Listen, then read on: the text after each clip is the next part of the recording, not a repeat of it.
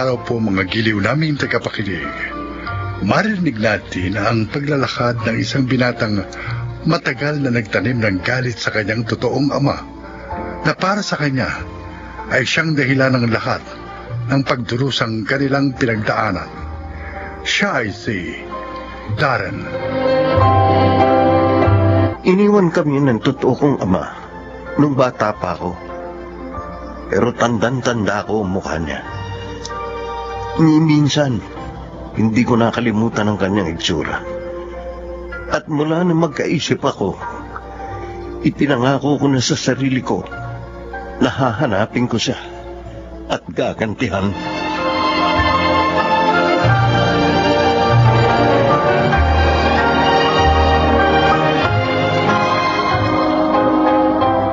Di ba sinabi ko sa'yo na kapag umiinom ako, ayokong initorbo mo. Aray ko, ang braso ko, bitiwan mo ako. Maghapon ako nagtrabaho para buhayin ka at ang mga anak mo.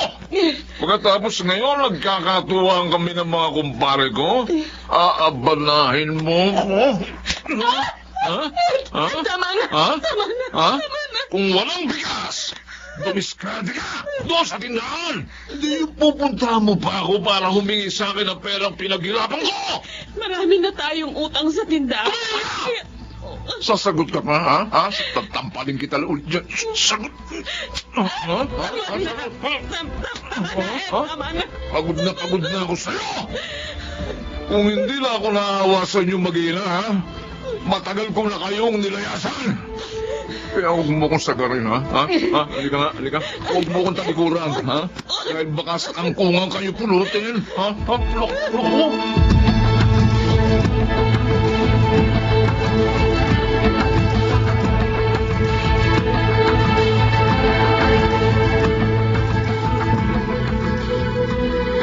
Binugbog na naman kayo ni Jones. Huwag ka maingay. Baka magising, katutulog lang niya. Ma, umalis na kasi tayo rito. Hindi ka pa nakakagraduate. At may mga kapatid ka pang nasa elementarya. Paano natin sila bubuhayin? Pero hirap na kayo kay Chong. Kaya ko. Kaya ko pa. Tumigil na lang kaya ako sa pag-aaral, ma. Maghahanap na lang ako ng trabaho. Wag. Wag mong gagawin yan. Lalo kang mahihirapang makakuha ng maayos na trabaho kapag hindi ka nakapagtapos ng pag-aaral. Kasalanan ito ng tatay ko.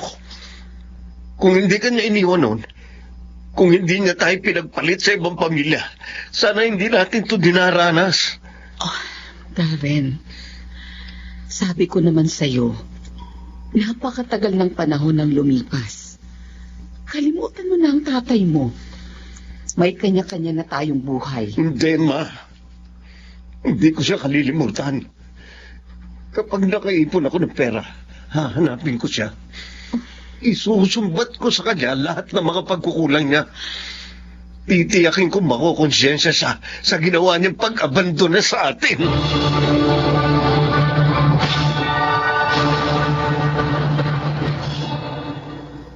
Hello, Papa. Kumusta ka na? Ito, nangihina pa rin, anak. Gusto niyo bang alalayan ko kayo maglakad-lakad sa bakuran natin? Kaya mo ba? Oo naman po. Sige nga. Umawa kayo sa braso ko, ha? Teka lang, ha? Tulungan mo muna akong bumangon. Sige pa. Ayan. Tapos, ibababa ko itong dalawa niyong binti. Dahan-dahan lang. Ayan. Suot niyo itong tsinelas niyo, ha? Dahan-dahan lang po. Ayan. Sige. Ayan. Tatayong na ako. Hawak kayo sa braso ko pa, ha? Yan. Tara. Dahan-dahan lang tayong maglalakad, ha? Salamat, anak. Salamat. At hindi ka napapagod na mag-alaga sa akin. Bakit naman po ako mapapagod? Papa ko kayo. At mahal ko kayo pa. Nung bata pa nga ako, pinagtiyagaan niyo rin akong alalayan nung hindi pa ako marunong maglakad, di ba? Oo, kasi madalas nadadapa ka. Kaya ngayon, gusto ko rin suklian yung lahat ng sakripisyo niyo para sa akin. Aalagaan ko kayo habang buhay, Papa.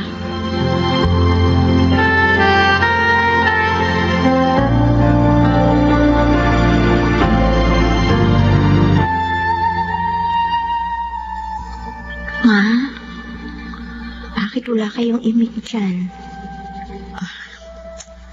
Shera, anak. Marami nang nararamdamang komplikasyon ng papa mo. Yung diabetes niya lumalala na. Apektado na rin ang kanyang kidney. Anak, wala na tayong perang pampagamot sa kanya. Humingi na kaya tayo ng tulong, Ma? Ay, teka. May mga ginagawa yung iba na nakikita ko sa social media ngayon eh. Gusto niyo ba? Gawin din natin yon, Ma? Paano? Ipopost po natin yung picture ni Papa. Tapos hingi tayo ng donasyon sa kanila.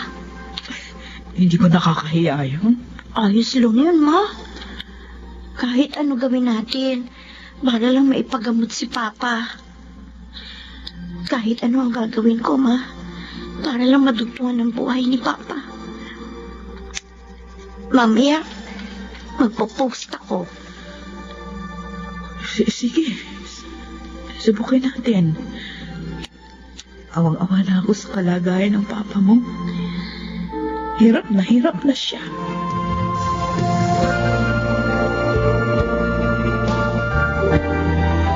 Ricardo, mamaya susunduin ka na ng ambulansya rito. Akala ko ba wala na tayong pera? May ginawa si Shera. Pinost niya yung tungkol sa'yo, kaya may mga nagpadala ng kaunting tulong. Kahit pa paano, magagamit na natin yun para sa pagpapadialysis mo. Patawarin mo ako, Rosie. Pati ikaw, nadadamay sa paghihirap ko.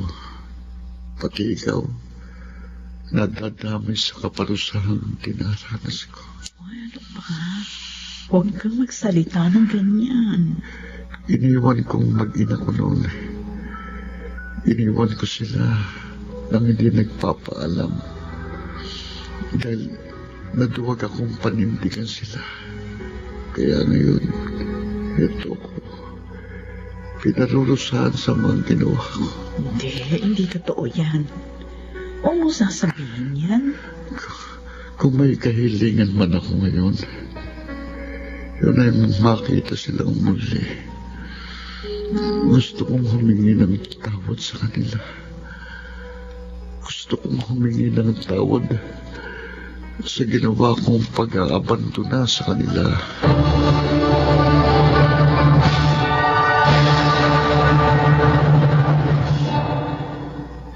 Ricardo Santos. Teka. Ma!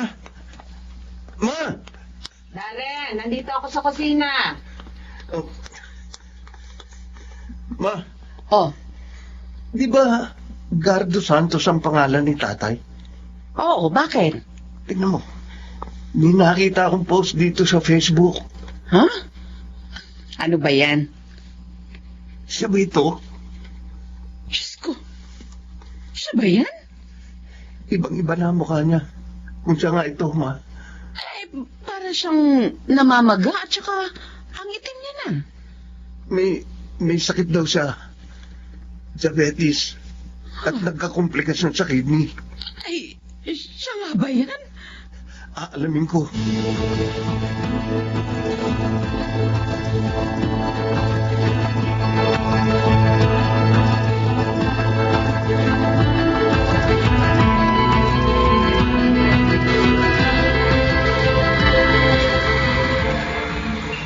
Asan na kaya yung nagsabi na magbibigay ng tulong kay Papa?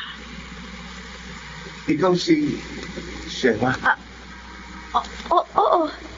Ikaw yung nag-chat sa akin? Oo. Mukhang estudyante ka pa. Tutulong ka ba talaga sa amin? bago ako magbigay ng tulong, pare ko bang makita ang picture ng papa mo? Nung wala pa siyang malubhang sakit. Ha? Bakit? Basta, O sige, teka lang ha. Hahanapin ko dito sa cellphone ko. ilang kayo magkakapatid? Ako lang ang anak nila ni Mama. Oh, eto siya oh. Oh. Siya mo? Bakit? Kilala mo ba si Papa? Oh, si Mama. Sandali lang ha. Hello, Ma? Ano? Ano nangyari kay Papa? Calling Dr. Rosario, please proceed to the emergency room right now. Thank you. Cardo, lumabang ka. Lumabang. Ma'am! Sira, anak. Ang papa mo. Bakit po? Sabi ng doktor, ihanda na raw natin ang ating mga sarili dahil baka hindi na magtagal ang papa mo. Ano? Diyos ko. Nasaan siya? Ayun, nailipat na siya sa ward.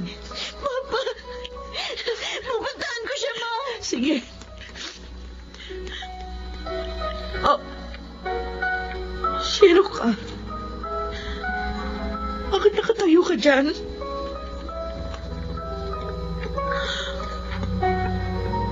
Umalis siya. Sino? Sinong pinatilyong yun? Pumunta ka sa ospital? Oo, ma. Nakita mong tatay mo? Siya ba talagang tatay mo? Hindi ko siya nakita. Pero siya si tatay. Diyos ko. May malubha siyang sakit, ma. Narinig ko kanina. Sabi ng asawa niya, malapit na siyang mamatay. Malapit na siyang mamatay. Gusto ko siyang makita, ma. Gusto ko siyang makaharap para sambatan. Gusto ko siyang saktan at sigawan. Gusto ko makita siyang lumuluhod sa harap natin at humihingi ng tawad dahil sa mga pagkukulang niya sa atin. Pero bakit nagkasakit siya? Bakit ganitong kalagayan niya? Ilang beses ko nang inulit sa imahinasyon ko ang mangyayari kapag nagkita kami. Pero parang hindi yun mangyayari. Dahil mahina na siya. Darren, anak. Mula noon hanggang ngayon, galit na galit ako sa kanya. Galit na galit ako kay tatay. Pero kanina, hindi ko yung gustong maramdaman. Darren, Kanina, naawa ako sa kanya at sa anak niya.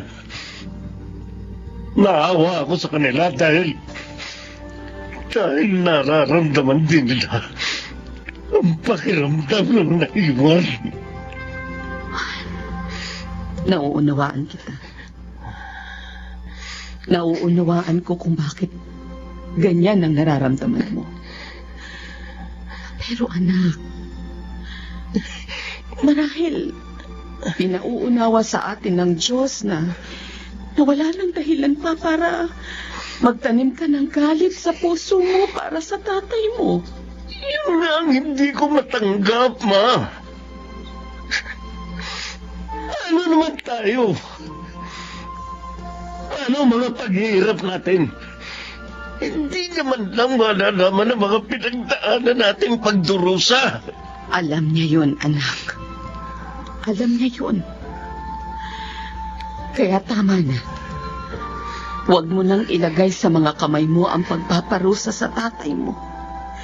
Dahil hindi yun maganda. Patawarin mo na siya. Darren.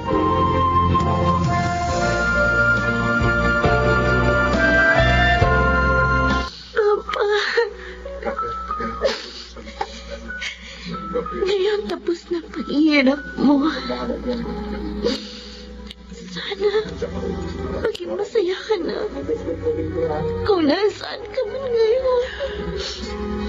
Ricardo, pangako, magiging matatag kami ng anak mo. Kahit wala ka na sa piling namin. Pero naririto ka sa aming mga puso. Makikiramay po ako. Ikaw yung... Pasensya na kung hindi na ako nakapagbigay ng tulong ko. Pero, eto, konting abuloy. Salamat. Sino ka nga pala? Hindi na po mahalaga yun. Sana po, tatagan niyo ang loob niyo. Tiyak na magiging malungkot kayo ngayong hindi niyo na siya kasama. Pero, makakaya niyo rin po yan. Sandali. Umalis na siya, Ma. Napakabait naman ng binatilyong yun, anak. Siguro, namatayan na rin siya ng magulang, Ma. Kaya nauunawaan niya ang pinagdaraanan natin.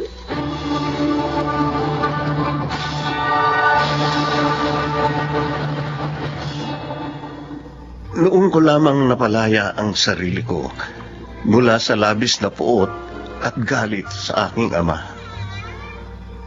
Para akong nabunutan ng tinik sa lalamunan. Maraming tao ang maaring makasakit sa atin. Pero mas sasaktan natin ang ating sarili kapag nagtanim tayo ng galit sa kanila.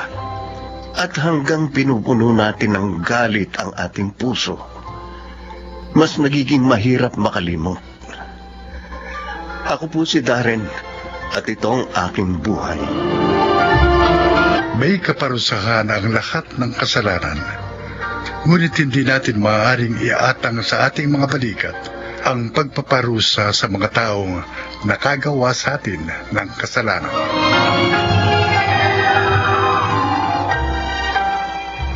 Mga nagsiganap: Jenoline de la Cruz, Phil Cruz, Chiquit del Carmen Amor, Rosana Villegas, June Ligaspi, at Lionel Benamin sa papel na Darren.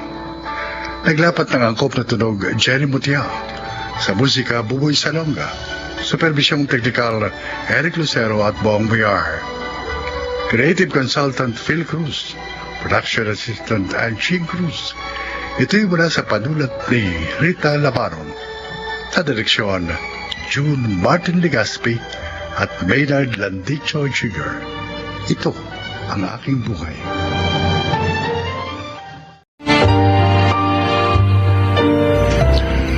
Mga kaibigan, pakinggan po natin ngayon ang isa pang natatanging kasaysayan na ilalahad sa atin ni Annie.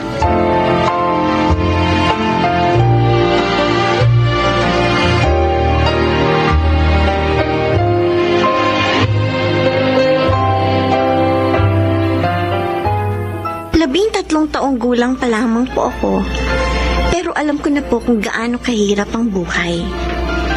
Hindi po ako katulad ng ibang bata na nakakapaglaro at nakakapag-aral.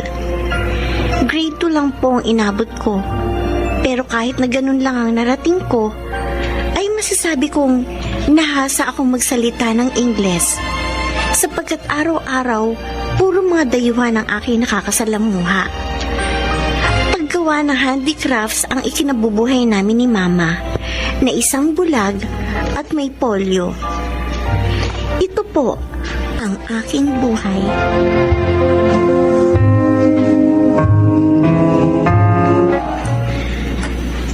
Ayan. Natapos ko din itong inuukit kong mga pendant. makakagawa na ako ng kwintas na ibebenta ko sa mga turista. Ani, anak, nasan ka na? Sandali lang po, Ma.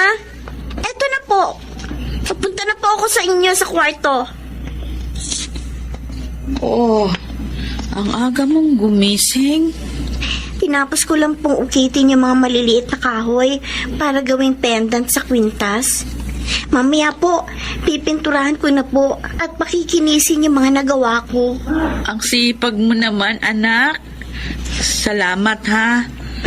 Gumagawa ka talaga ng paraan para makaraos tayo sa araw-araw.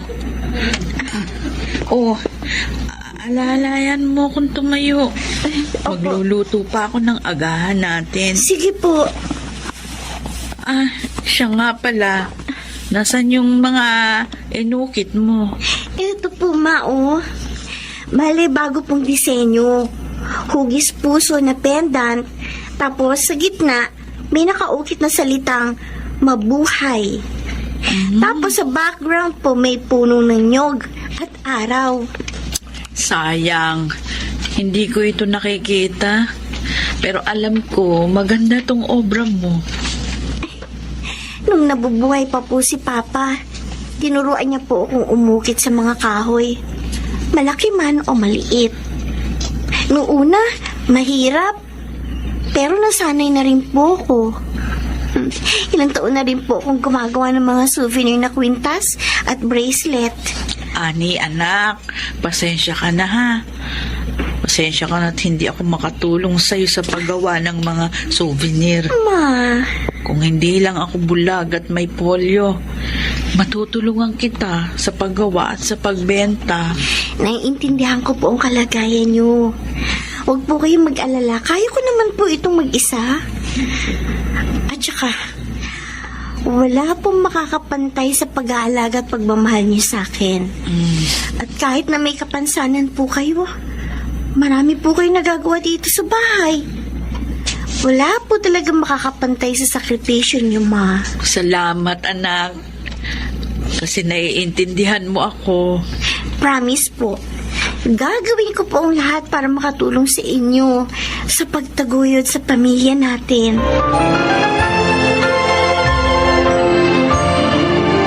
Ang daming turista ngayon sa paligid, ah. Tamang-tama. Marami akong panindang pwede ialok sa kanila. Napuntahan nga sila. Good morning, sir. Ma'am, I'm selling handmade necklace and bracelet souvenirs. You might be interested with this. Ay, walang pumapansin sa akin. Pero hindi ako susuko. Good morning, sir. Ma'am, you might be interested with some handmade souvenirs. What is that? Necklace, sir. I have lots of designs here. Oh, wonderful. I like all these designs. May I know who made this? I'm the one who made that, sir. Oh, wow. You're such a talented kid. Thank you. Maya, come here. Look at this. Oh, what are those? Handmade necklaces made of wood. Oh, This girl told me that she made all of this. Really? Oh, I like these necklaces. They are all pretty. You may also want bracelet souvenirs, Mom. Look at these bracelets made of wooden beads. I also like this. How much are these? 150 pesos each for necklace, 70 pesos each for bracelet. Okay. I'll buy each of these designs you have. Thank you po. By the way, how old are you?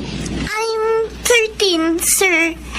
And I'm also making and selling handicrafts since I was 10.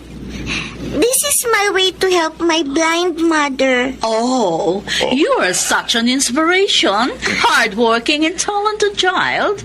Your mother is lucky for having you as her daughter. Thank you po.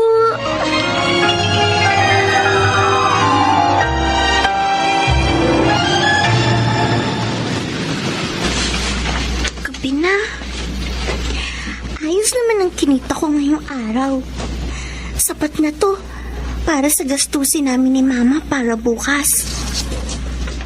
Ani, Huh? buti nakita kita. Kaya pa kita hinahanap. Kukolektahin ko na yung vendor's fee. 4 na araw ka lang hindi nakakabayad sa akin kasi tinataguan mo ako eh. Pasensya na po, Mang Isko. Maliit lang po kasing kinita ko ng mga nakaraang araw. Kaya hindi po ako makabayad ng vendor's fee ng beach resort na to. Ay, wala kaming pakialam kung nakakabenta ka o hindi. Kailangan mo pa rin magbayad kasi pinapayagan ka namin magbenta dito. Dali! Akin ang bayad mo para sa 4 na araw. Kasama yung ngayong araw. Magkano po lahat? 500 piso. Ang laki naman po. Oh, nagre-reklamo ka pa eh. Matagal mo nang alam na 100 piso kada araw ang vendor's fee dito. Dali! Akin ang bayad mo. Pupuntahan pa ako. Ito po. Yung resibo po. Ha? Resibo? Opo. Bukas ko na lang ibibigay sa'yo. Nakalimutan kong dalhin eh. Yun na. Okay po. Bukas ko na lang po kunin. Ang laki naman ng nabawas sa kita ko ngayong araw. Pero may natira pa naman kahit 200 piso. Pagkakasyahin na lang namin ni Mama to sa buong araw.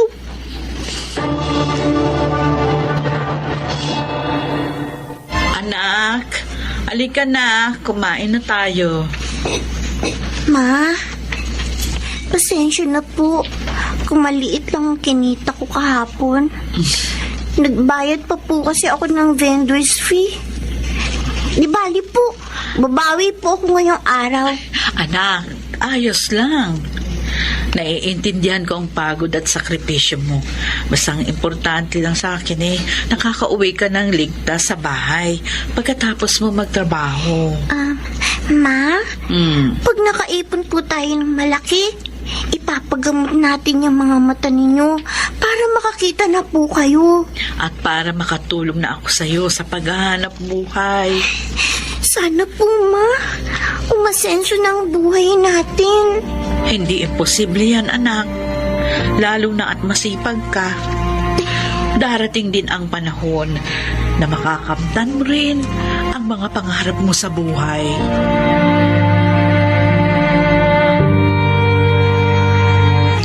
Aling Biring, ang sipag mo Nilalaban ko lang itong mga damit namin.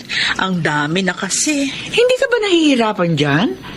Bakit hindi mo na lang palabang kay Ani? Marami nang ginagawang anak ko.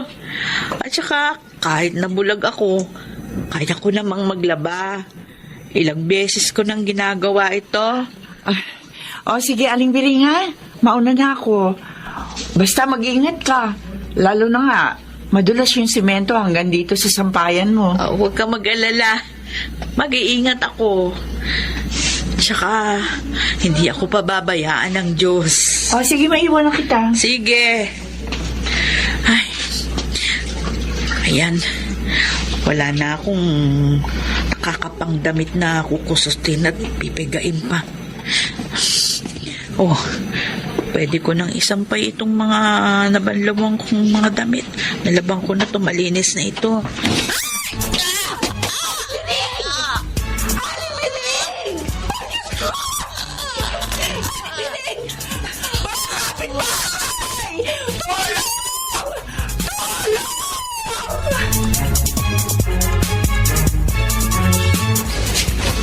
Siguradong matutuwa si Mama sa malaking kita ko kanina. Ani! Ani! Putewi ka! Ang mama mo na-aksidente kanina! Nasa ospital ang bayan siya ngayon! Ano po? Mama! Wala na ang mama mo, Ani. Hindi ko po kayang tanggapin. Patay na si Mama. Ang sakit. Sa isang glove na wala siya sa akin.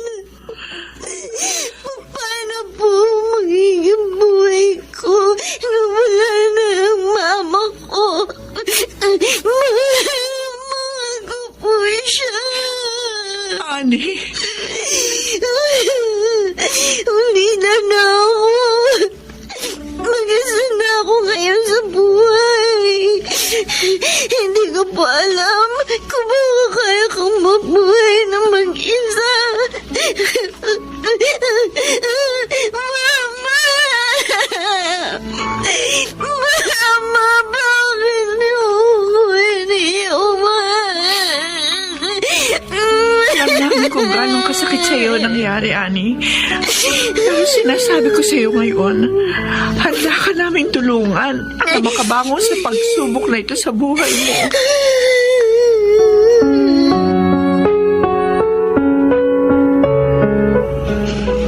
Ayan.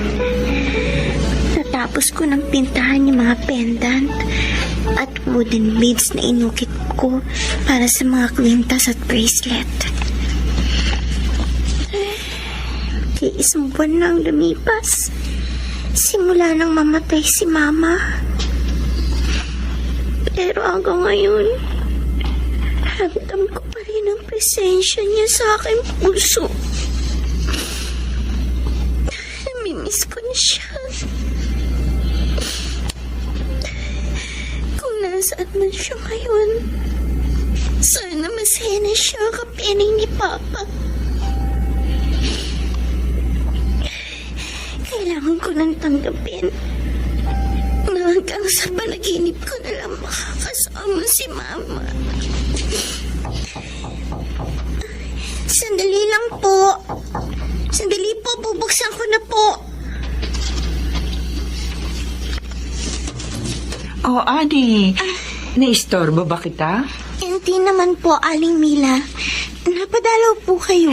Gusto ko lang ibigay sa iyo itong isang plastic na mga Indian mango. Kapipitas lang ng ano ko yan kanina umaga. Salamat po. Malaking bagay po ito sa akin. O ano, kumusta ka naman? Kaya mo pa bang mabuhay ng ganito? Sa awa po ng Diyos, nakakaya ko naman po. Ginagawa ko po tulad ng ginagawa ko na dati. Ayun po, kumikita naman po ako. At nakakaraos kahit papano. Wala ka bang balak na humingi ng tulong sa DSWD? Hindi na lang po. Kaya ko naman po ang sarili ko. At saka ayoko pong dalhin sa youth center o sa bahay ampunan. Handa ko pong tiisin ng ganitong klaseng buhay. Sigurado ka ba, Ani?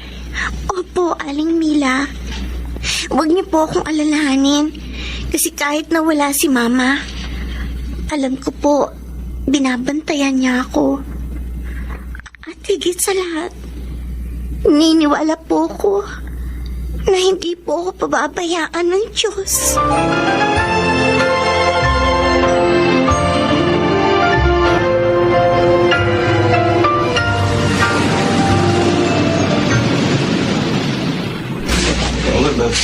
Ang daming turista ngayon sa paligid. Sana makabenta ako ng marami. Hey, young lady. Good morning, sir. You still remember me? Yes, sir. I still remember you.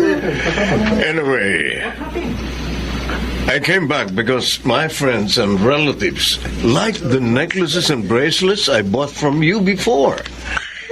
I want to place an order. 100 pieces of necklaces and 100 pieces of bracelets as part of the souvenirs for my wedding. Really, sir? Oh, ano? Kaya mo bang ma-meet ang aking demands? Anyway, my wedding is almost 2 months from now. Kayang-kaya po. Good, good. I'll pay you half of the total amount as my down payment for my order. And I'll pay you the remaining balance on the day you deliver my orders. Okay ba yun? Yes, sir. Sir, you know what? Hulog po kayo ng langit sa akin. Maraming salamat po sa pagtitiwala niyo sa talento ko.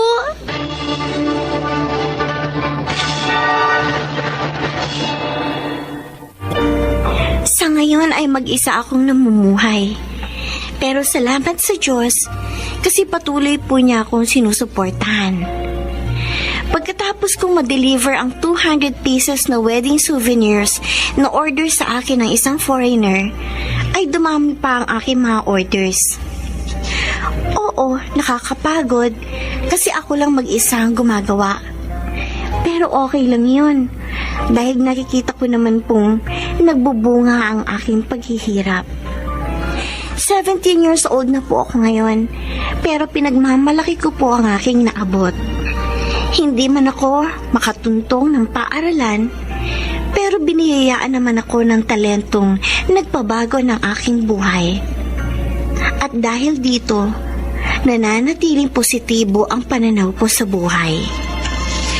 Ako po si Annie, isang handicraft maker. At ito ang aking buhay. Mga nagsiganap, Rosana Villegas, Phil Cruz, Susan Robles, Leonel Benamin, Alan Ortega, at Chiquit del Carmen Amor. Naglapat ng angkop na tunog Jerry Mutia sa musika ni Buboy Salonga. Supervisyong teknikal Eric Lucero at Bong Muyar. Creative consultant Phil Cruz. Katulong sa produksyon Anching Cruz. Sumulat ng ating kasaysayan Krishna Senga. Sa direksyon Salvador M. Royales. Ito ang aking buhay.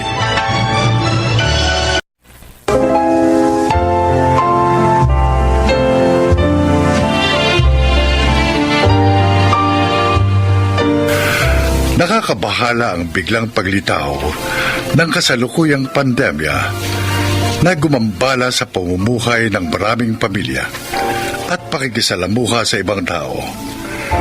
Mga kaibigan, narito ang kwento ng isang ina na napuspos ng lungkot ang buhay ngayong nasa kritikal na panahon ang mundo dahil sa COVID-19. Siya ay si Lena.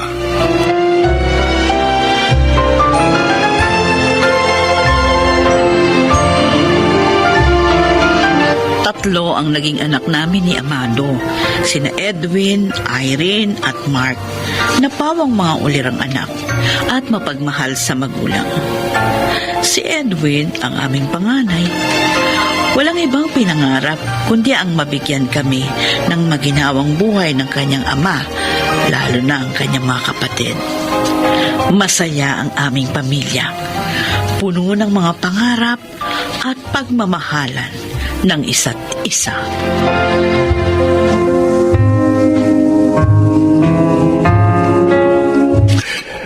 At dahil gagraduate ka na ngayong taon na to sa BS Chemistry, nakahanda na ang isang bagong kotse na iririgalo ko sa iyo, Irene. Ha?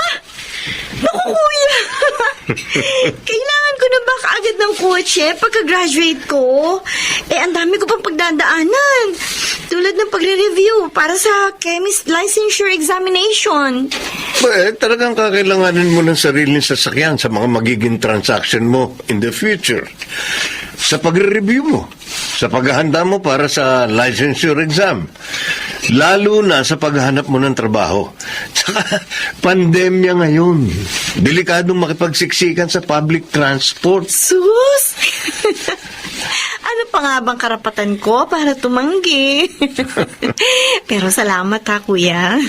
Ngayon pa lang, para na ako nakatuntong sa Cloud9 sa regalo mo sa akin.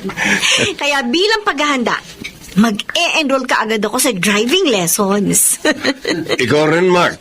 Kuya, Sumabay ka na sa ate Irene mo sa pag-enroll sa driving lessons mo, no? Huh? Para kapag naibigay ko na rin sa iyo ang kotse mo, marunong ka na magmaneho. ang ibig mong sabihin, kuya, patay ko, bibigyan mo rin ng kotse? Oo naman. Basta nakaabang na rin yun sa pagtatapos mo sa construction management next year. Kaya sa mismong graduation mo, saka ko iaabot sa iyo ang susi ng sasakyan mo. Kuya. Reglado? Oo, kuya. Salamat ang marami. Hindi lang sa kotseng ibibigay mo sa akin, kundi pati sa walang sawang pagsuporta mo sa pangangailangan ko, lalo na sa pag-aaral ko sa college. I love you, kuya. Tandaan mo, mahal na mahal kita. Siya. Bago pa tayo magkahiyakan dito sa harap ng hapagkainan, tapusin na ninyo yung pagkain nyo para maisabay ko na kayo sa kotse ko sa inyong mga pupuntahan. Kailangan maaga rin ako sa site dahil ako ang magdi-design ng major project namin ngayon.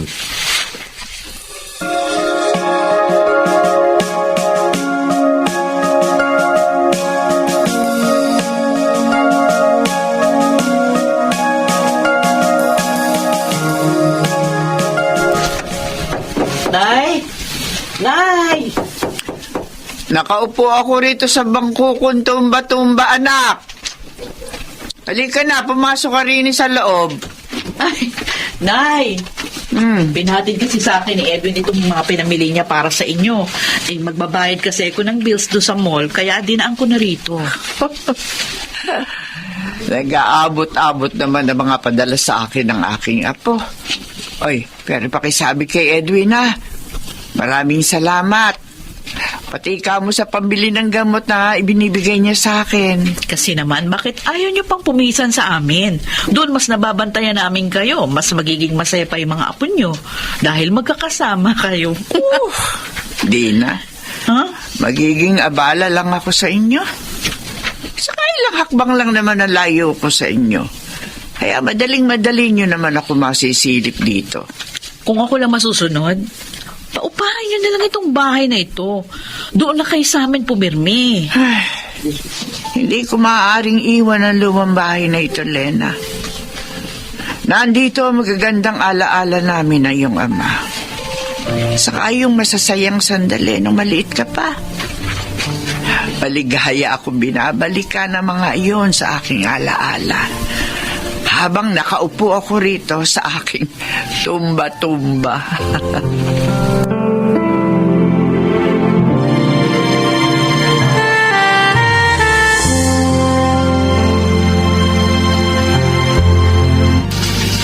Madaling araw na, pero bakit hindi pa rin bumuwi ang mga batang yon? Hindi man lang nagte-text o tumatawag. Lahat sila. May mga dala namang cellphone. May tumatawag sa cellphone ko. Si Irene. Oh, hello, Irene. Saan na ba kayo? Ba't di pa kayo umuwi? Ang nanay niyo nakatulog na sa pag-aalala. Umuwi na kayo. Ba't nang mapanatag na rin ako? Hindi po kami makakauwi riyan, Tay. Ano? Anong hindi mo na kayo makakauwi? Ano ba ibig mo sabihin? Nandito po kami sa ospital.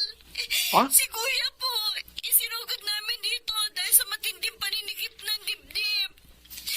Nasa ICU po siya sa kasalukuyan at naka-intubate. Ang isa po dapat niyo malaman, Tay. Kalalabas lang po na resulta ng mga swab test namin ni Mark dito sa ospital. Pareho po kaming positive. Pero asymptomatic. Kaya dadalhin po kami sa isang quarantine facility. Diyos ko.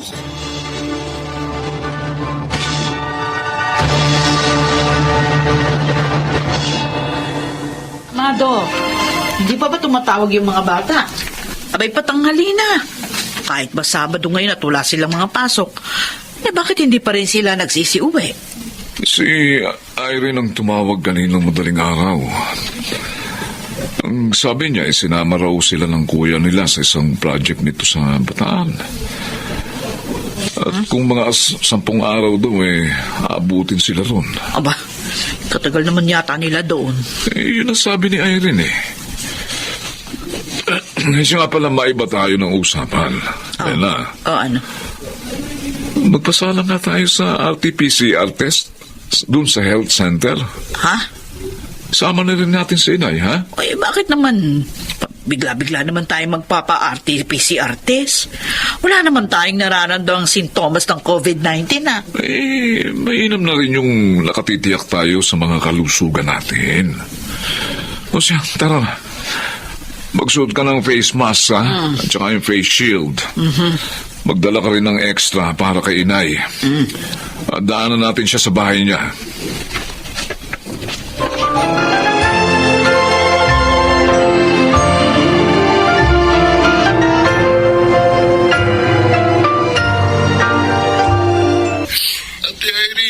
Oo, Mark.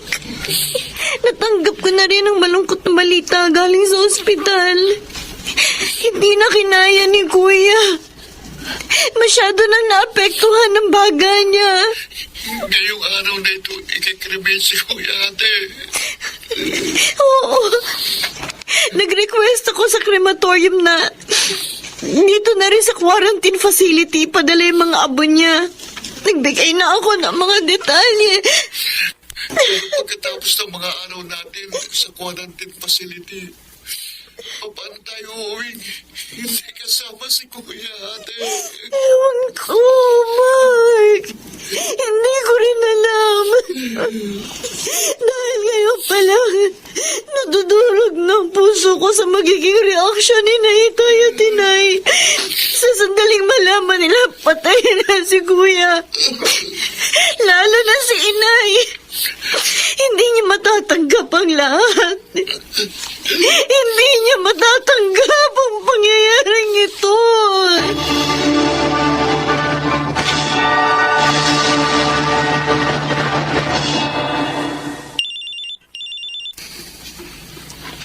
Itay, Oh, anak. kamusta na po?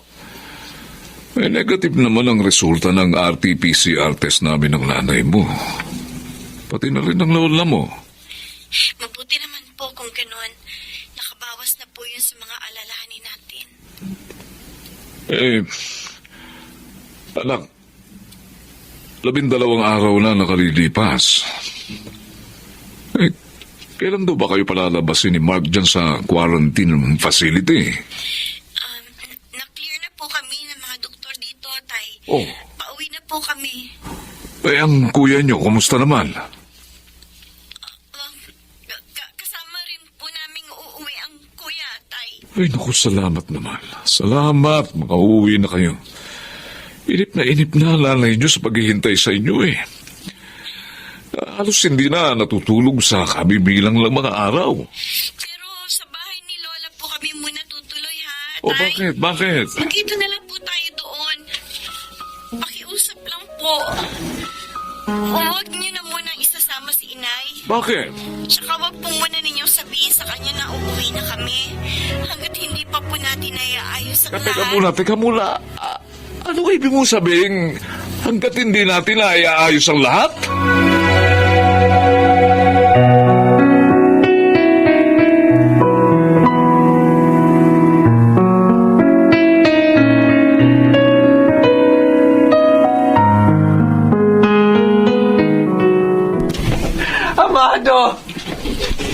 Amado!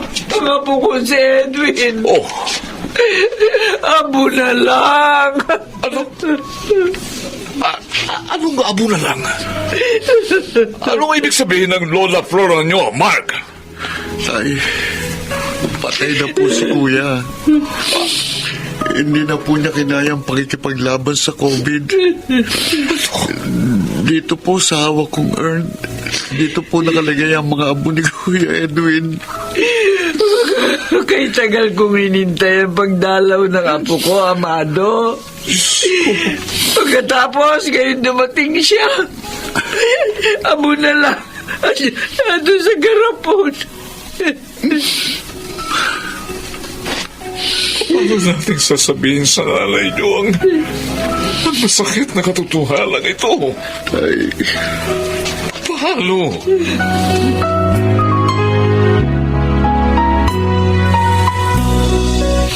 Isang linggo! 2 linggo! Hanggang kailan nyo pinlanong itago sa akin ang pagkamatay ng kuya nyo? Irene, ha? Kung hindi pa ako nagawi sa bahay ng lola nyo, hindi ko makikita ang pangalan ng kuya nyo na nakalagay doon sa marmon na pinaglalagyan ng kanyang mga abo. Dahil hindi po namin alam kung paano sisimulan sa inyong lahat, Inay. Pinangangalagaan din po namin ang inyong damdamin. Ayaw namin kayo masaktan. Kaya hinayaan nyo ako maghintay na maghintay sa pag-uwi ng kuya nyo. Samantalang hindi na pala siya darating kahit kailan. Nagulo na rin po kasi ang isip namin. Alam namin mahal na mahal niya si Kuya. Kaya nagawa muna namin lihim sa inyo lahat. Oo. Inisip po namin maghihintay muna kami ng sapat na panahon para ipagtapat sa inyo ang nangyari. Inilihim man ninyo sa akin o hindi ang pagkamatay ng kuya nyo. Hindi mawawala ang kirot dito sa dibdib ko. Napakasakit na pangyayari ito. Ewan ko. Hindi ko alam kung hanggang kailan ko ito matatanggap.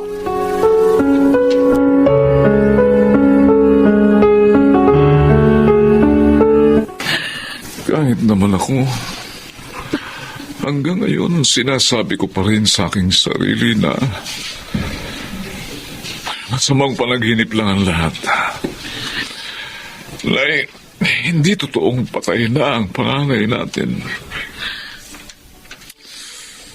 Madalas hindi ko pa rin mapigilan ang pagluha. Bakit si Edwin pa, Amado? Bakit siya pa? Na ang daming pangarap para sa atin. Para sa mga kapatid niya. Kung minsan, Lena, hindi na rin natin dapat tinatanong ang bagay na yan.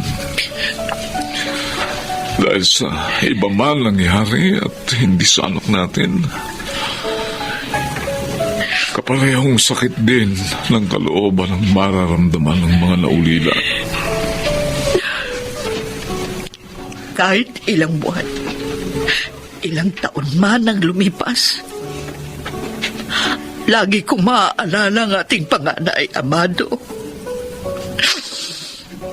Hindi mawawala ang kabutihan niya sa puso at isipan ko. At ang kabutihan yon na ipinadama niya sa ating lahat nung siya'y nabubuhay pa. Yun ang mag-aalis ng mga kirot sa dibdib na nadarama ko.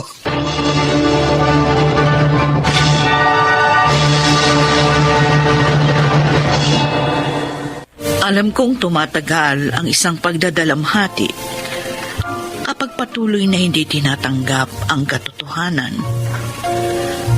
At inaamin ko, may mga sandaling umiiyak pa rin ako kapag sumasagi sa alaala ko ang masasayang sandali naming mag-anak kasama si Edwin. Hanggang ngayon, nangungulila pa rin ako sa aming panganay ni Amado.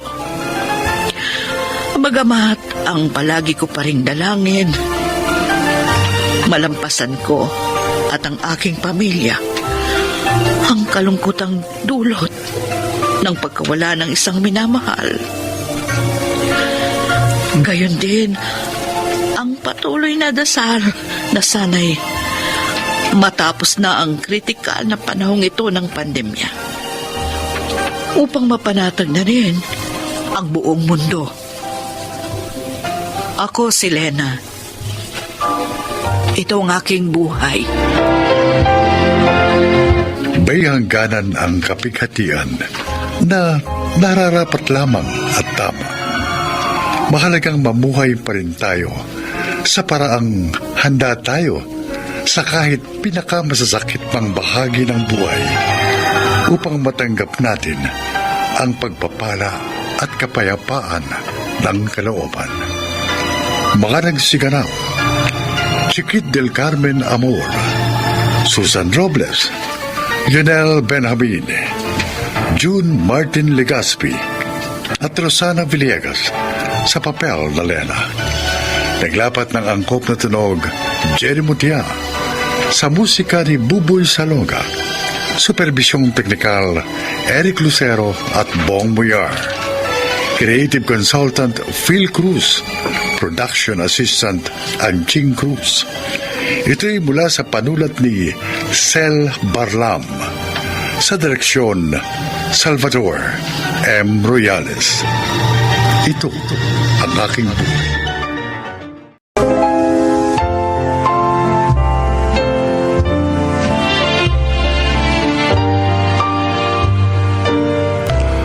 Mga kaibigan, sa araw na ito, ay maririnig po ninyo ang testimonya ng isang dilalang na nais ibahagi ang kanyang kwento upang kapulutan ng aral. Siya po ay si Nanding. Panganay ako sa 4 na magkakapatid. 18 pa lang ako nang pumanaw sa isang sakuna ang aming mga magulang. Mula noon, ako nang tumayong kuya at magulang ng 3 kong kapatid. Dahilan kaya hindi ako nakapagkolehiyo pa. Pakinggan po ninyo ang aking kasaysayan na harinawang kapulutan ng magandang aral sa buhay.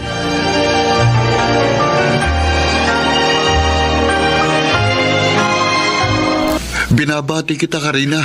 Sa wakas, isa ka ng ganap na teacher. Nakita ko din ang bunga ng mga paghihirap ko. Ikinararangal kita, kapatid ko. Congratulations, Ate Karina. Ngayon, matutulungan mo na si Kuya Nanding sa pagpapaaral sa amin ni Jenny. Kuya Nanding, Ruben, Oh, bakit parang hindi ka makapagsalita? Ano ba gusto mong sabihin? Iniisip mo ba na mamadaliin kitang makapagtrabaho ngayong may lisensya ka na? Karina, kung gusto mo munang magpahinga, okay lang yun, ayos lang yun. hindi yun, Kuya. Ano? I'm sorry. Pero kailangan na naming magpakasal ni Edgar. Ha? Pero bakit, Ate? Di ba ang pangako mo, pagtatapusin mo muna ako bago ka mag-asawa? Para naman mabawasan na ang hirap sa amin ni Kuya Nanding. Oo, Ruben. Kaya lang, buntis na ako. Ha? Buntis? Kaya kailangan pakasal na kami ng nobyo ko. Ikaw? Buntis?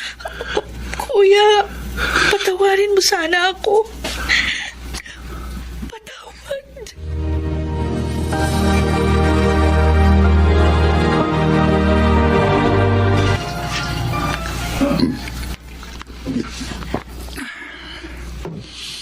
Kuya Nanding? Kuya, bakit ka umiinom ng alak? Hindi ka naman dating umiinom yan ah. Kuhan, Jenny, nagpapaantok lang ako. Kahit hindi mo sabihin, alam ko malungkot ka dahil sa pag-aasawa ni Ate Karina. Dahil pinigo ka niya. Tayong lahat.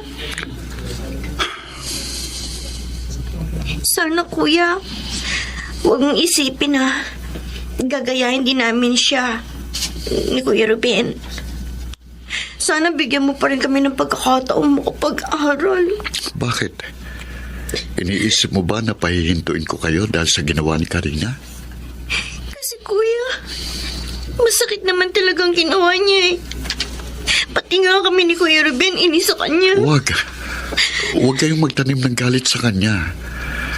Magpasalamat na lang tayo na hindi siya iniwan ng nobyo niya. At tungkol naman sa inyo ni Ruben, huwag kayong mag-alala. Hindi ako magbabago sa pagtataguyod ko sa inyo. Magsisikap pa rin ako para makatapos kayo ng pag-aaral.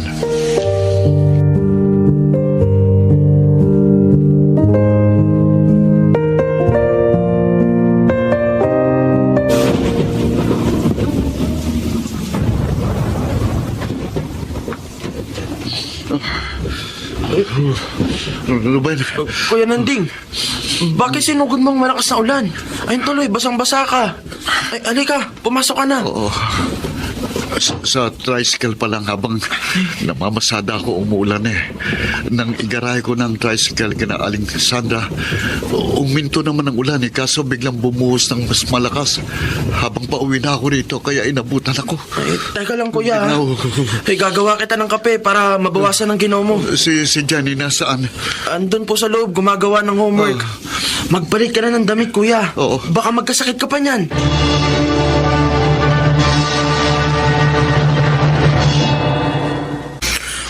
Saan ka pupunta, Jenny? Ibibili ko ng gamot sa lagnat si Kuya Nanding, Kuya Ruben. May sakit si kuya? Oo, ang init nga niya eh. Siguro dahil naulanan siya kagabi galing pamamasada. Kawawa naman si kuya. Oo nga. Pero sabi niya, papasada pa rin daw siya pag wala na siyang lagnat. Sayang daw ang araw kung hindi siya kikita.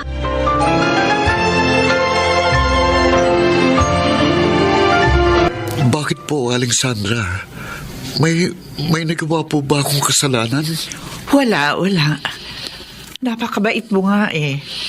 Mula na maging driver ka ng tricycle namin, naging maganda ang record mo rito. Pero bakit sabi nyo, hanggang bukas ko na lang maaaring ipasada ang tricycle nyo? Dumating kasi yung isa ko pang anak na may asawa. Dito na rin siya titira. Kailangan niya kasi ng trabaho. Kaya ang sabi ng asawa ko, sa kanya na ipalabas yung tricycle. Ganun po ba? Oo pasensya ka na sana ha. Siguro naman, makakakita ka rin ng ibang maaari mong ipasada.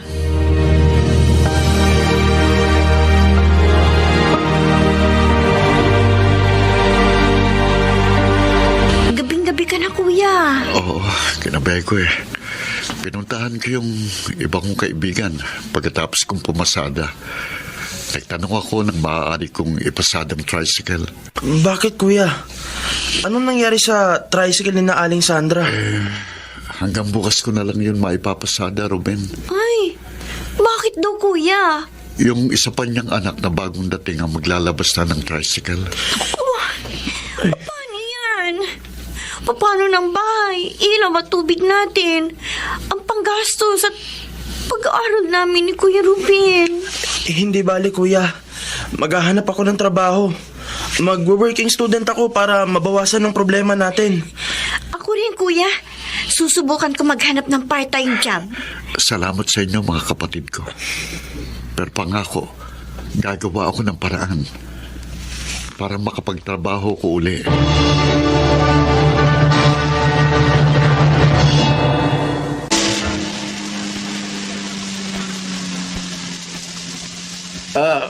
Diyan na lang sa tabi, Mama. Para.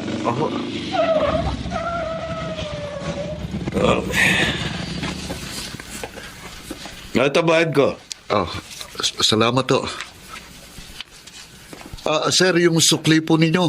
Sir. Hindi na niya ako pinansin. Pumasok na agad siya sa malaking bahay. Malaki rin ang sobra sa sukli niya. 150. Akin na kaya ito? O nakalimutan lang niya dahil sa pagmamadali?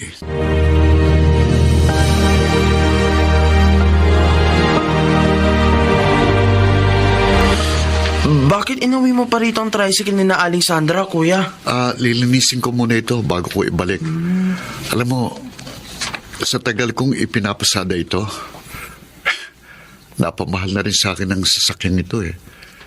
Kaya gusto kong malinis ito bago ibalik. Ang bait mo talaga, kuya. Tutulungan na kitang maglinis. Sige. Buti nga nang mapadali. Teka. Ay, ano itong nasa upuan? Cellphone? ang gandang cellphone niyan. Mamahalin. Teka, ang huli kong pasahero na nakaiwan ng malaking sukli sa akin, ang tiyak na nakaiwan nito. Wala namang cellphone dito kanina. Bago ko maisa kayo mamang yun. Malaking halaga yan, kuya, pag ibinenta.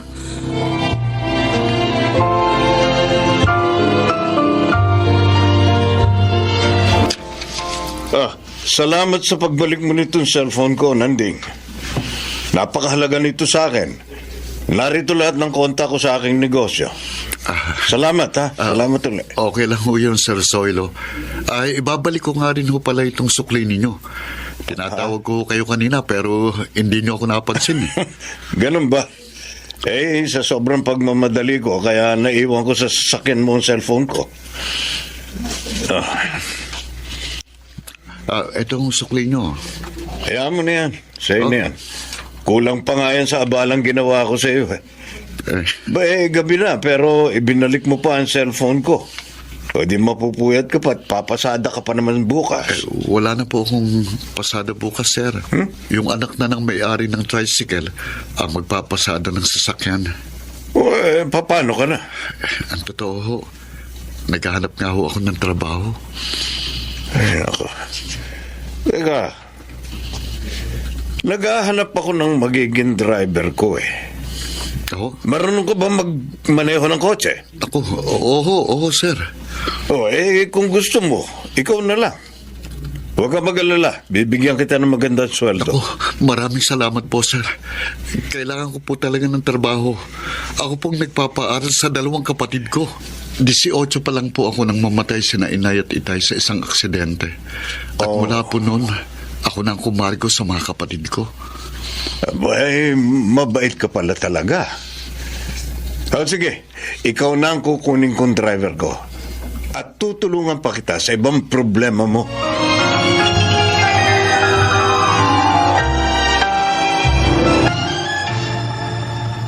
Sulit pala ang pagpupuyat mo, kuya. Oh, Ruben, kaya nga ang saya ko eh. Salamat naman sa Diyos. May trabaho ka na ulit, kuya. At hindi lang yon, Jenny. Sabi ni Sir Soilo, ipapasok daw niya kayo ni Ruben para maging scholar sa foundation ng kapatid niya. Talaga? Oo. Ngayon, sigurado nang makakapagtapos kayo ng pag-aaral.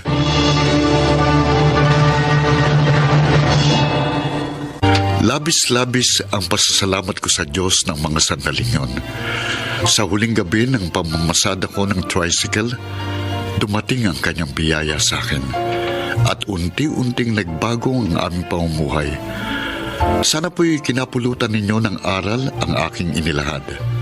Ako, si Nanding, isang kuya, at ito ang aking buhay. Mga nagsiganap: Phil Cruz, Rosana Villegas, Angelo Alcantara, Chiquit del Carmen Amor, Susan Robles, Leonel Benjamin.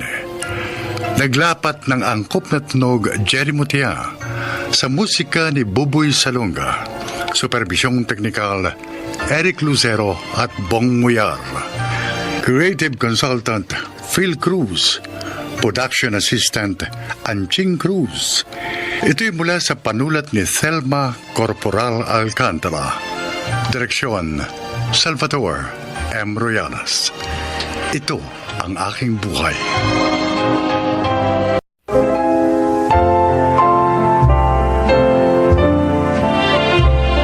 Mga kaibigan, pakinggan po natin ngayon ang isa pang natatanging kasaysayan na ilalahad sa atin ni Arnie. 38 years old na ako. Panganay sa 4 na magkakapatid. Uli lang lubos na kami. Pero sa awa at tulong ng Diyos, napagtapos ko na pag-aaral ang 3 kong nakababatang kapatid. Ito ay sa pamamagitan ng pagmamaneho ko ng sarili kong taxi. Pakinggan po ninyo ang aking paglalahad. Maraming salamat sa pagbabalik mo nitong laptop ko, Arnie. Maliit na bagay po yun, Ma'am Berta. Aba, hindi maliit na bagay ang ginawa mo. Kung ibang taxi driver ang nakapulot nito, hindi na ito ibabalik sa akin. Lalo na mamahalin to. Maraming salamat uli sa iyo, ha? Wala pong anuman. Ngayon, wala na akong problema sa aking mga business transaction. Ay, sandali. Bakit po? Eto, kunin mo to. Ano po ito? Naku, wag na po, Tingin ma'am. na. Hindi ko naman pinababayaran yung ginawa kong pagtulong. Oh, ikaw talaga. Ang bait mo. Ay, bibigyan na lamang kita ng bigas at saka groceries. Oo, para naman madala mo sa asawa at mga anak mo. Naku, ma'am. Wala po akong asawa at anak.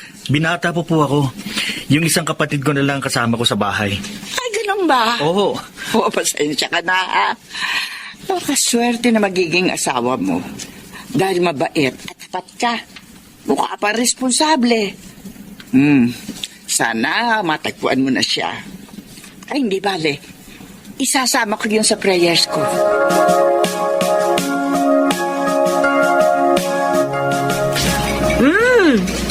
Ang sarap itong ulam na binigay sa'yo ng tinulungan mo pasahero, kuya.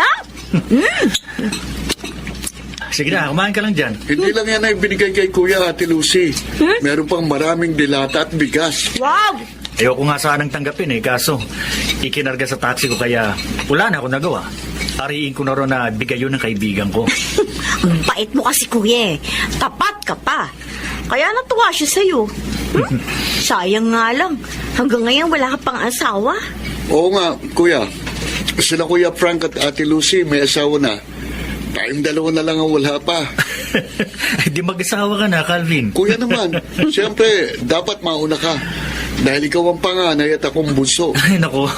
Hindi na siguro ako makakapag-asawa. Kuya! Okay lang naman eh. Dahil kontento na ako sa buhay ko ngayon. Napagtapos ko na kayong tatlo. May sarili na rin akong bahay sa taxi.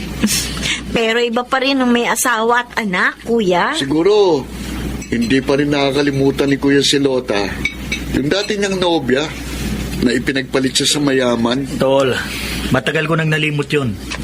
Talaga lang na maligaya na ako sa buhay ko ngayon.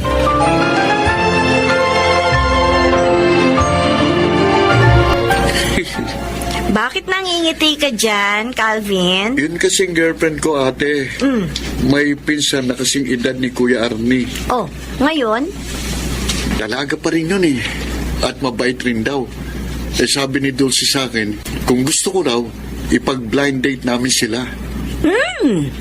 Maganda yan O diba, malay Oo natin. nga.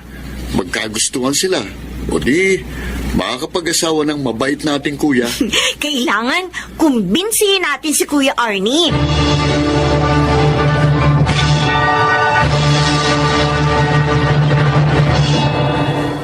Bakit naman ayaw mo sa suggestion ng mga kapatid mo, Arnie? Joel, kung talagang itinakda ng Diyos sa makapag-asawa ako, mangyayari yun.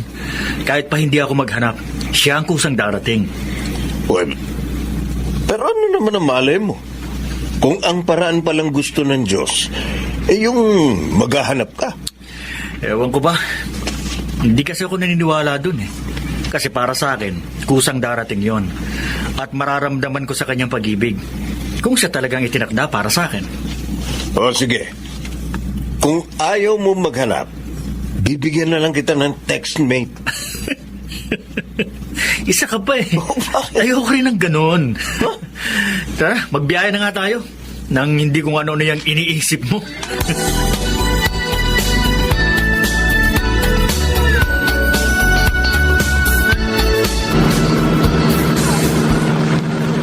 Ma'am, saan ko po kayo sa Makati ihahatid?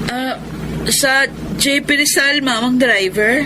Ituturo ko na lang sa inyo yung bahay ng tita ko. Okay po. Huwag po kayo magagalit, ma'am, ha? Tingin ko kasi parang malapit na kayong manganak. Bakit nag-iisa lang kayo naglalakad? Dapat kasama niyong asawa niyo. Wala na akong asawa, mama. Ho? 6 na buwan na siyang patay. Ano ko? Ganun po ba? Oo. Sorry ho. Okay lang yun. Tanggap ko naman. Namatay siya sa isang aksidente sa probinsya. Ang bata niyo naman nga byuda? Siguro yun talagang kapalaran ko. Kaya nga, naisip ko na iwan na lang yung probinsya. Doon na lang kami titira sa... Doon nga, sa sinabi ko sa yung bahay ng tiyahin ko. Ganun po ba? Oo. Kaya... aray. Ma'am? Sumasakit na naman. Ang alin pong sumasakit, ma'am? Ang tiyan ko. Oh? Kaninang umaga, sumakit na ito eh. Nawala rin naman. Kaya nga, bumiyahe na ako agad, papuntang Maynila. Kaso ngayon, mas masakit na. Ma'am, sa ospital lang ka kita dalhin. Baka kasi manganganak ka na eh. Pero hintayin ako ni tita. Tatawagan ko na lang ho siya. O kaya naman, pupunta ako. Aray. Ibigay mo lang sa akin ang address at cellphone niya.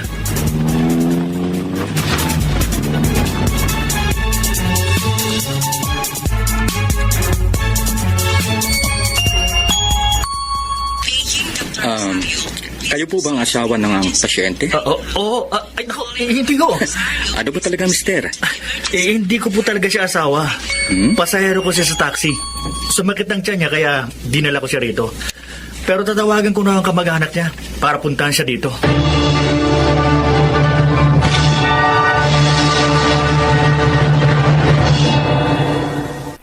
Lumeng. Kumusta na pakiramdam mo? Medyo okay na po, tita. Nakita niyo na ho ba ang baby ko? Ay, hindi pa. Dito kasi agad ako nagpunta. Lalaki daw po ang anak ko. Bouncing baby boy. Huwag kang umiyak. Baka ka mabinat. Naawa ako sa anak ko, Tita Berta. Hindi man lang niya nakita ang kanyang ama. Pamangkin, tatagan mo pa ang loob mo. Lalo na nga ngayon, may anak ka na. Luming, dumating na raw ang tita mo. Uwi na ako. Sige, Arnie. Maraming salamat sa'yo, ha. Ay, Arnie! Ma'am? Ikaw ang tumulong sa pamangkin ko? Oo, kayo palang tita ni Luming? Magkakilala kayo? Oo, iha. Oo, kabait na tao ito, oo. Minsan na rin niya ako natulungan. Hindi ko po akalain na dito tayo magkikita uli, ma'am. Oo nga. Arnie, pwede kayang ikaw na ang kunin namin service paglabas ni Luming sa ospital. Sira na naman kasi yung sasakyan ko. Sige ho, wala akong problema. Payag po ako.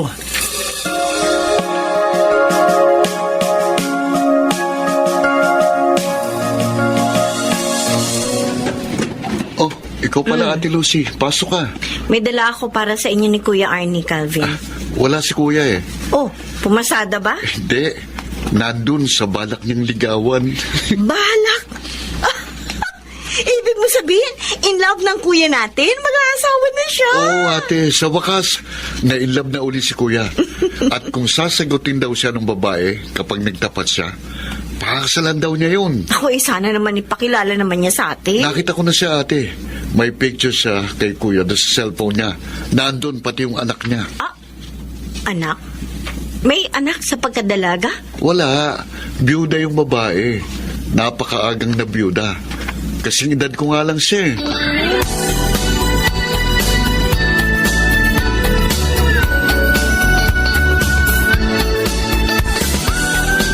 Madalas dumalaw dito si Arnie, Luming. Panay dinadala niya ng mga pasalubong sa inyo ng baby mo. Nanliligaw ba siya sa'yo? Hindi po, tita. Siguro talagang mabait at maalalahanin lang siya kaya gano'n. Hindi naman gano'n ang nahalata ko, pamangkin. Oo, pakiramdam ko may damdamin siya sa iyo. Tita naman, biyuda na ako. Ano naman? Hindi naman hadlang sa pag-ibig yun. Ang tanong na nga lang, kung mahal mo ba siya? Mag-iisang taon pa lang hong namamaya pa yung asawa ko. Tsaka isa pa, di naman nanliligaw sa akin si Arnie. Pero alam mo, kung manliligaw siya sa iyo, abay, botong-boto ko sa kanya. Dahil isa siyang mabuting tao. At naniniwala ako na magiging mabuting asawa siya sa iyo. At ama naman sa iyong anak.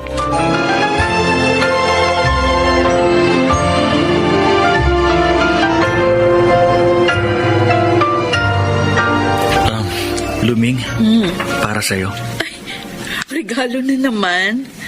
Palagi ka na lang nagdadala ng kung ano-ano sa akin, Arnie. Nakakaya na sa iyo. Wala ka namang dapat ikahiya eh. Ako ang may gustong gawin yun. At yun ay dahil mahal kita, Luming. Ha? Arnie? Totoo ang sinasabi ko. Akala ko nga, di na ako iibig pang muli. Makalipas ang pagkabigo ko. 12 taon na nakakaraan. Pero, meron na akong anak. Luming, handa ko siyang ituring na tunay kong anak. Tanggapin mo lang ang pag-ibig ko sa'yo.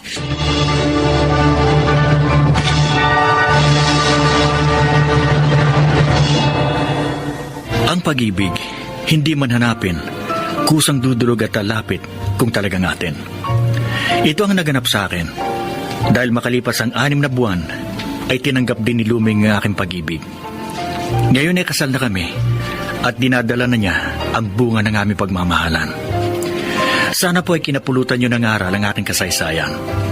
Ako si Arnie, isang taxi driver, at ito ang aking buhay. Mga nagsiganap, si Kid del Carmen Amor, Phil Cruz, Rosana Villegas, Susan Robles, Jonel Benamin, at Maynard Landicho Jr. sa papel na Arnie. Naglapat ng angkop na tunog Jerry Mutia, sa musika ni Buboy Salonga, supervisyong teknikal ni na Eric Lucero at Bong Muyar, creative consultant Phil Cruz, production assistant Anching Cruz. Ito'y mula sa panulat ni Telma Corporal Alcantara. Sa direksyon, Salvador M. Royales. Ito ang aking buhay. Mga kaibigan, sa araw na ito, inyong maririnig ang kwento ng isang mabuting anak na kapupulutan natin ng mga aral sa buhay. Siya ay si Samuel.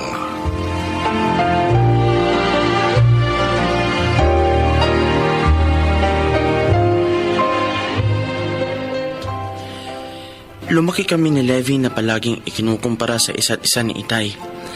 Mas nakikita raw kasi niya sa katauhan ni Levi ang mga diskarte niya sa buhay. Lalong umigting ang pangmamaliit niya sa mga kakayahan ko nang pareho kaming magtapos ang pinsan ko sa kursong criminology. Pakinggan po ninyo ang aking buhay.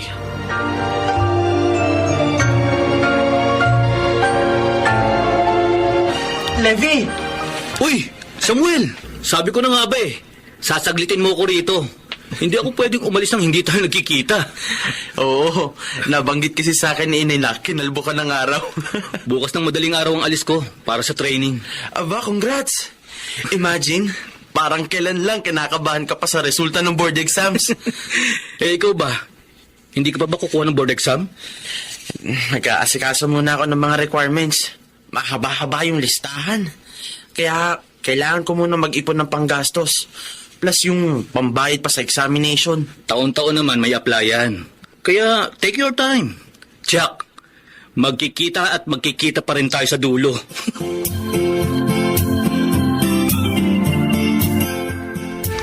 Ang sabihin mo, nagsasayang talaga ng oras yan si Samuel. Tingnan mo, nakapasok na sa training si Levi. Habang nasa training ang pinsan niya, may sahod na. O, pagkaraan ng 6 na buwan, pulis na. O siya, nga. Nauna nga kasing makatapos sa kanya si Levi. Natural. Mauna rin mag-apply yun. Kung bakit kasi hindi pa diretsong pagpupulis ang kinuhang kurso? Sinayang lang niya yung 1 buong taon niya sa wala namang kwentang economics. Nang mag-enroll nga kasi siya sa public college, sarado na ang kursong criminology. Wala nang pagpipilian noong time na yun kundi economics. Ayun nga, naisip na lamang niya mag-shift pagkatapos ng 1 taon. O, gaya nga ngayon. Tapos na siya. Hindi pa rin nag-a-apply. Kung ano-anong inaatupag. Narong nagtuturo sa call center, nagpo-photography, kung ano-anong mga walang kwentang racket na wala namang kinalaman sa profesyon niya.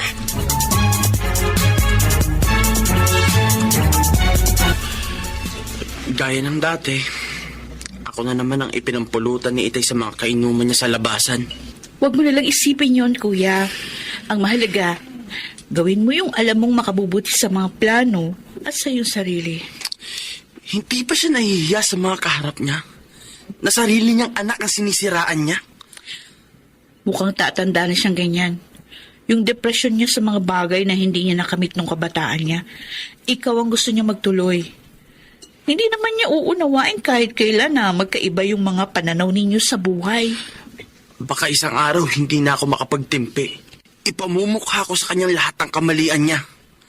Hindi ko kasalanan kung bakit hanggang ngayon tumanda siyang walang direksyon ng buhay niya.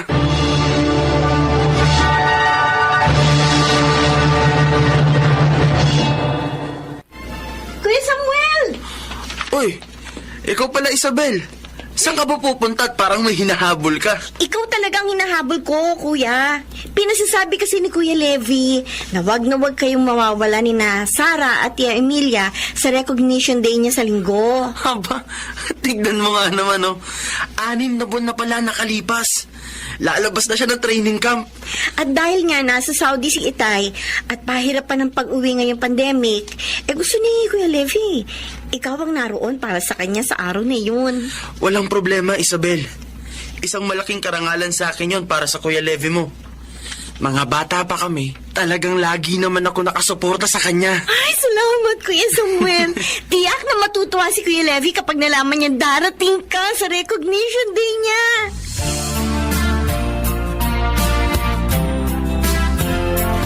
Oh, Nay. Kumpleto pong lahat yung pinag-grocery niyo sa akin. Mula sa tomato sauce, tomato paste. 3 putahe nga kasi iluluto ko para sa recognition day ng Kuya Levi mo sa linggo. Magkakaldereta ang baka ko. pork menudo, saka, chicken apritada. Paborito niya lahat yun eh. Sige po, Nay. Ako naman po bahala sa desserts. Bumili na rin ako ng unflavored gelatin. Gagawa ako ng coffee jelly. Pareho naming paborito ni Isabel yun. Mainam nga. At linggo na tapat ang recognition day ng Kuya Levy nyo. Walang tanggap na trabaho ang Kuya Samuel nyo.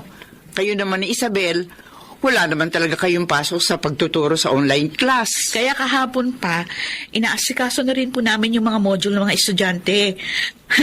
Kailangan, Nay. Present talaga kami sa recognition day ni Kuya Levy. Ay talaga, mahal na mahal niya talagang Kuya Levy niyo, ano? Kahit po si Kuya Samuel, mahal na mahal po namin siya ni Isabel. Napakabuti po nilang mga kapatid sa aming dalawa.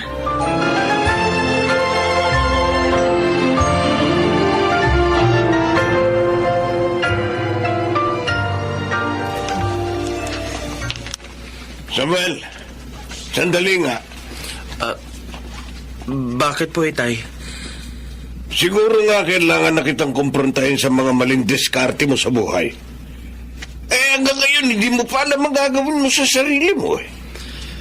Kung hindi po ako nagkakamali, ang tinutukoy nyo na naman po ay ang palagi nyo sinasabi sa akin na pagsasayang ko ng oras. Pag-atupag sa mga walang kwentang racket na wala namang kinalaman sa aking pagpupulis. Dahil nga tingnan mo si Levy. Nakalabas na ng kampo. Pulis na siya. Sumasahod na siya ng malaki.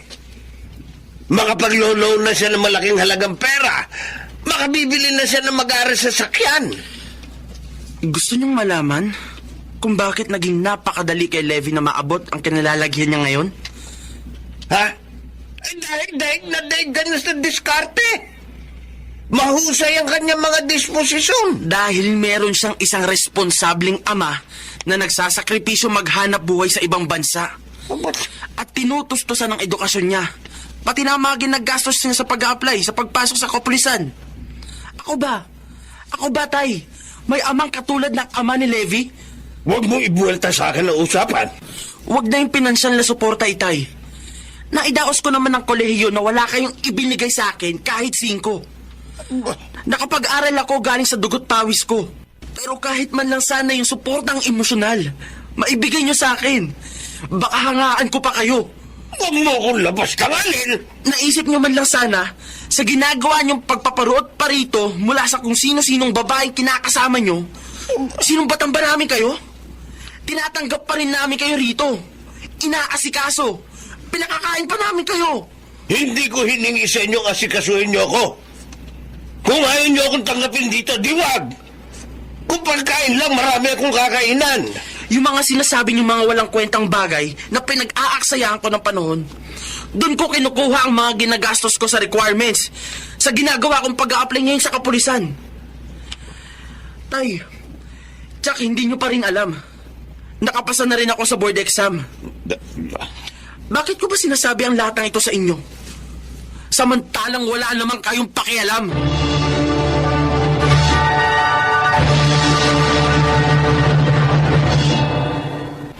Samuel! Levi! Tara!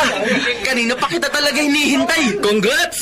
O diba sabi ko sa'yo, magtatagpo rin tayo sa dulo. Oo. At maraming salamat sa moral support mo. Dahil doon, nalampasan ko lahat dito sa training camp. Uy, Isabel! Recognition day! Isabel! Congrats! Kanina ka pa rin namin hinihintay ni Nainay at Sarah. Sa inilatag nilang mesa para sa mga pagkain pagsasalo-saluhan natin. Ganun ba? Levi, tara na kayo. Nang makakain na tayo. Wow! Sigurado, present ng 30 tayong paborito ko sa mga niluto ni Tia Emilia. Oo naman. Nirequest ko talaga kay Inay ang mga yun. Wow! Dahil ang araw na to, hindi ko lang araw, kundi araw nating lahat.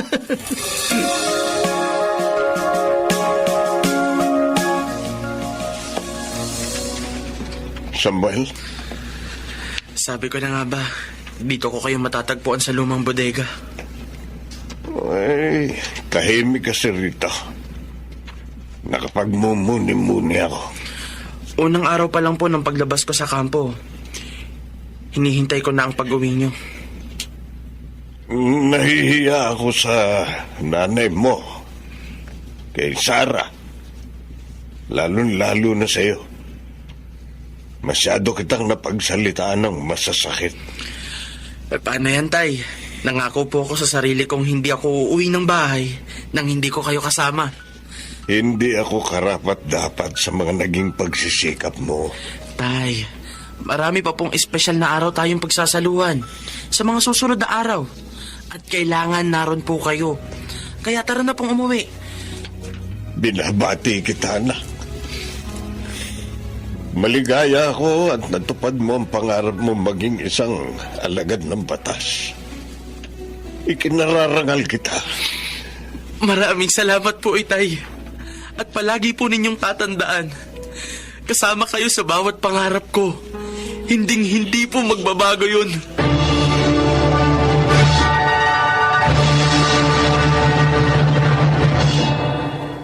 Pagkaraan ng mga problema sa pagitan namin ni Itay, umusbong ang maraming magagandang pagbabago sa aming samahan. Siya bilang aking ama at ako bilang kanyang anak. Naging suporta namin ang isa't isa sa pagdaan ng mga araw. At ang higit na pinakamahalaga, ang pagiging going straight na ni Itay mula sa kanyang dating buhay na walang direksyon. Ako si Samuel, isang bagong alagad ng batas. At ito ang aking buhay. May mahalagang kontribusyon ng isang ama sa pundasyon ng isang matatag na pamilya. Bilang haligi ng tahanan, siya ang unang-unang dapat magbigay proteksyon sa kanyang mga minamahal para sa kapakanan ng mga ito at payapang pamumuhay. Mga nagsiganap: Alan Ortega, Leonel Benamin, Susan Robles, Rosana Villegas, Chiquit del Carmen Amor at Angelo Alcantara sa papel na Samuel. Naglapat ng angkop na tunog Jenny Mutia, sa musika ni Buboy Salonga, supervisyong teknikal Eric Lucero at Bong Boyar, creative consultant Phil Cruz, katulong sa produksyon Anching Cruz, sumulat ng ating kasaysayan Sel Barlam, sa direksyon Salvador M. Royales. Ito ang aking buhay.